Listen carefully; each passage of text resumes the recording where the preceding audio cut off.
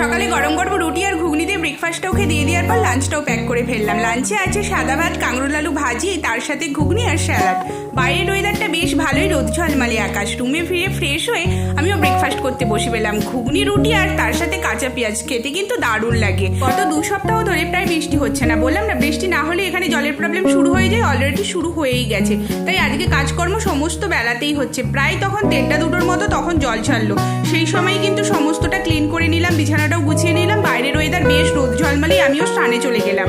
আর জামা কাপড়ও কিছু কাচার জন্য ডুবিয়ে দিয়েছিলাম। ইন্ডাকশনটা কদিন থেকেই প্রবলেম করছে, অন অফের বটনটা, তাই ওটা নিয়ে গেলাম দোকানের উদ্দেশ্যে। দোকানটা হলো আমরা যে দিকটায় প্রায় এখন হাঁটতে যাচ্ছি, নিচের দিকটা ওই দিকের দিকে। ভিউটা বেশ ভালো লাগছিল। দোকানটা বন্ধ ছিল। দেন আমরা ফাস্টফুডের দোকানে ঢুকে চাউমিন আর একটা মোমো খেলাম। সাথে এখান থেকে পাহাড়ের ভিউটাও বেশ ভালো লাগছিল। পাখিগুলো যে যার বাসায় ফিরছিল আর একটা অদ্ভুত অচেনা ফুলের দেখা পেলাম।